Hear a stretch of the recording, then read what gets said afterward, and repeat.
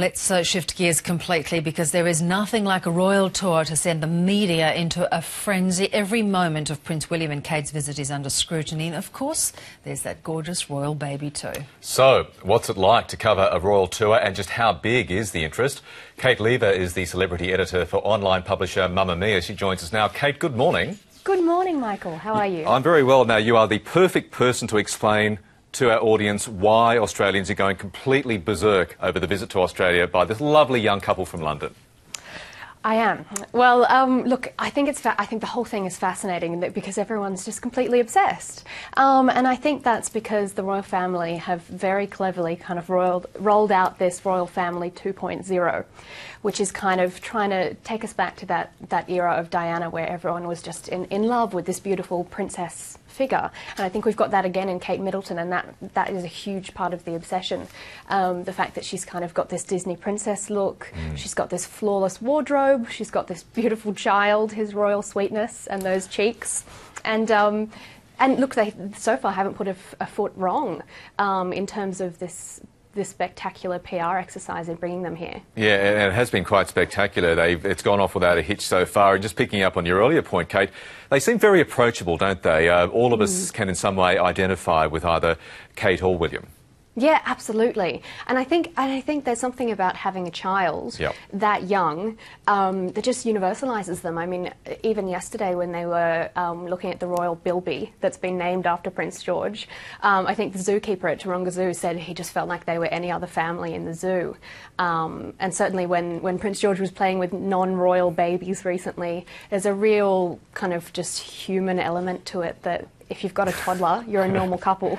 Yeah, that is so true. Now, I'm assuming publications like yours, Kate, simply can't get enough of the royal visit? That is true. It's true. Look, we try and cover it from a number of different angles so that it's not all about Kate Middleton's wardrobe. We've been speaking a lot. One of our most popular pieces over the past week or so has been from a mother who wrote that she doesn't want her child to look up to Kate Middleton as a role model. Either or. Either or, both. Which I found really fascinating because a lot of people say she's elegant and she's nice and she's sweet and she's good at what she does, but she has chosen a life where she's going to be defined by the man she married for the rest of her life.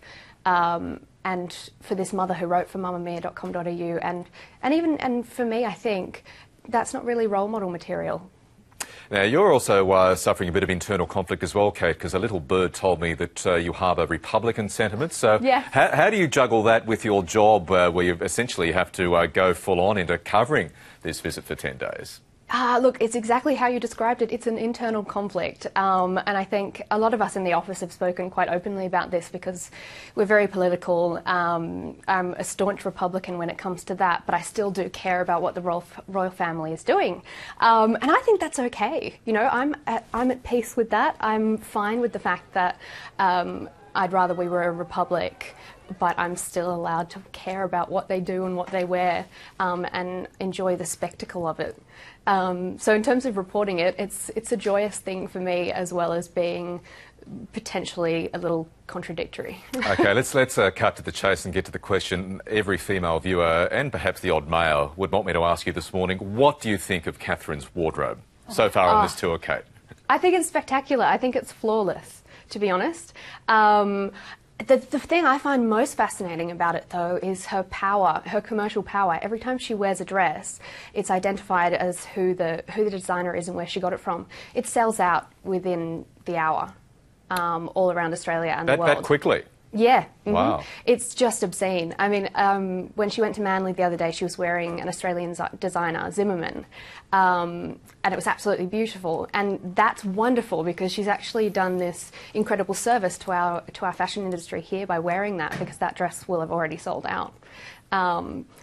In the office, it was so funny when they touched down in Sydney. We had kind of a sweepstake on what colour she'd be wearing when she stepped out of the plane. So it was kind of mild hysteria in the office that afternoon. Did anyone pick bold yellow? They did actually. Mia Friedman was the only one in the office who said. Of course she did. Well, the editor can always get that right. Exactly. Now listen, as you'd know and as I'd know, having covered a lot of royal visits in my career as well, they are very tightly controlled events. But there's a challenge for journalists to try to get the tone right for each and every occasion. I'm just going to play to our viewers an example of CNN getting the tone spectacularly wrong during the Royal League through New Zealand. Let's take a look. These days, it's usually the photo of little Prince George that gets all the attention. But even the new royal baby arriving on his first official trip abroad couldn't compete with what we're calling the royal bummer. Though technically the only one bumming was the warrior with his decorated buns exposed. Is that any way to welcome a future king and queen? OK, Kate, what were they thinking over there at CNN? They weren't. They were thinking that it would be funny to be that woefully culturally insensitive. And I think that woman, who I believe is called Jeannie Moos. Jeannie Moos, yeah. Yeah, she's had to publicly apologise, and her apology was awful and insincere. But I think that clip and the rest of that news package is just appalling. She goes on to say, using the word bum as a verb when you're talking about a Maori warrior, saying, is this any way to greet a future king? Well, actually, yes, it is. It's an incredibly respectful and culturally appropriate way to greet the future king, and that's completely lost on her. And I think that's just appalling. Yeah, it was pretty bad. Now, there are, 5 days to go for the Australian visit. Have you got the energy to get to the finishing line, Kate? It's been a long haul so far.